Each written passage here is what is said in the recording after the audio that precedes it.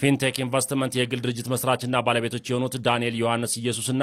ግርማይ ገብረ ሚካኤል ይደጉ የተባሉ ተጠርጣሪዎች ታዋቂና ተጽዕኖ ፈጣሪዎችን በመጠቀም ከ1200 በላይ ዜጎችን በማጭበርበር የ1.7 ቢሊዮን ብር ጉዳት በማድረሳቸው በ19 አይነት የተለያዩ ወንጀሎች ምርመራ አጣርቶባቸው ለአቃቤ ሕግ በመላክ ክስ መመስረቱን የኢትዮጵያ ፌዴራል ፖሊስ አስታውቋል። መጀመሪያ ክሱ የቀረበው ለአዲስ አበባ ፖሊስ ጠቅላይ መምሪያ ቢሆንም ምርመራው ውስብስብና ከፍተኛ ልምድ የሚጠይቅ ድንበር ተሻጋሪ በመሆኑ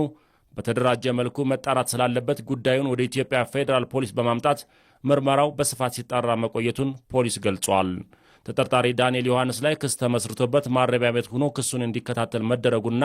ተጠርጣሪ ግርማይ ገብረ ሚካኤልን ደግሞ በቁጥጥር ስር ለማዋል ክትትል እያደረገ መሆኑን የገለጸው የኢትዮጵያ ፌዴራል ፖሊስ ግርማይ ገብረ ሚካኤል የተባለው ግለሰብ ከዚህ ቀደም እንደ አውሮፓውያን አቆጣጠር በ2010 የደቡብ አፍሪካ የዓለም እግር ኳስ ሻምፒዮና ወቅት አስካሉ ካን በተባለ ድርጅት ስም ወደ ደቡብ አፍሪካ ሄዳችሁ የዓለም ዋንጫ እንድትመለከቱ አድርጋለሁ በማለት ዜጎችን አጭበርብሮ በሚሊዮኖች የሚቆጠር ገንዘብ ካሰባሰበ በኋላ ተደብቆ ከሀገር በመውጣቱ የኢትዮጵያ ፌዴራል ፖሊስ ከኢንተርፖል ጋር በመተባበር ባደረገው ጠንካራ ክትትል ከተደበቀበት ሀገር ወደ ኢትዮጵያ እንዲመለስ አድርጎ በሕግ አግባብ ተጠያቂ እንዲሆን ማድረጉን የወንጀል ሪከርዱ እንደሚያመለክት አስረድቷል። ሁለቱ ተጠርጣሪዎች ተጎጂዎችን 50 በመቶ ቅድመ ክፍያ 950 ሺህ ብር በማስከፈል በ90 ቀናት ውስጥ የመኪና ባለቤት እንደሚያደርጓቸውና ቀሪ 950 ሺህ ብር ደግሞ ያለ ወለድ በ5 ዓመት ተከፍሎ የሚያልቅ የባንክ ብድር እንደሚያመቻቹላቸው በመግለጽ ዜጎችን በማጭበርበር ክፍያውን እንዲፈጽሙ አድርገዋል ሲል የኢትዮጵያ ፌዴራል ፖሊስ ገልጿል። ተጠርጣሪዎቹ ህብረተሰቡን በማሳመን 148 መኪኖች ከጅቡቲ በማስገባት 100 መኪኖች ለተወሰኑ ግለሰቦች እንዲከፋፈል በማድረግና ቀሪ 48 ዘመናዊ መኪኖችን መርጠው በድብቅ መሸጣቸውን እንዲሁም ወደ ሀገር ውስጥ ስለመግባታቸው ምንም አይነት መረጃና ማስረጃ ሳይኖር 350 መኪኖችን ከውጭ እንዳስገቡ በማስመሰል ህብረተሰቡን ሲያጭበረብሩ እንደነበር ፖሊስ በምርመራው አረጋግጧል። በተጨማሪም በጅቡቲ ወደብ ምንም አይነት መኪና ሳይኖር 400 መኪኖች ጅቡቲ ወደብ ላይ እንደቆሙና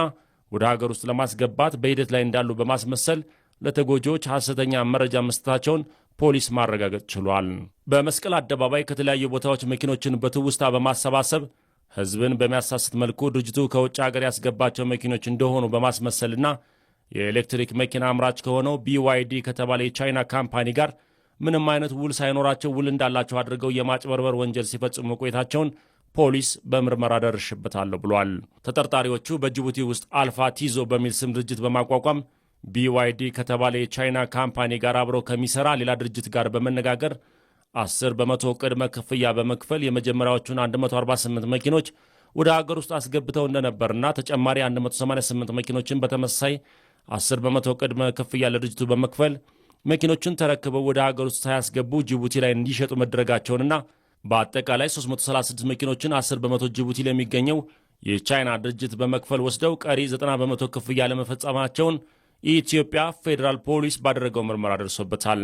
ከ1200 በላይ ተጎጂዎችን በማጭበርበር መዝግበው ከእያንዳንዳቸው 1 ሚሊዮን 365 ሺህ ብር መቀበላቸውን ፖሊስ አረጋግጧል። የፊንቴክ ኢንቨስትመንት ድርጅትን ባልተገባና በተጋነነ መልኩ በማስተዋወቅ በሕገወጥ መንገድ ከተሰበሰበው ገንዘብ ተጋሪ በመሆን የተጠረጠሩ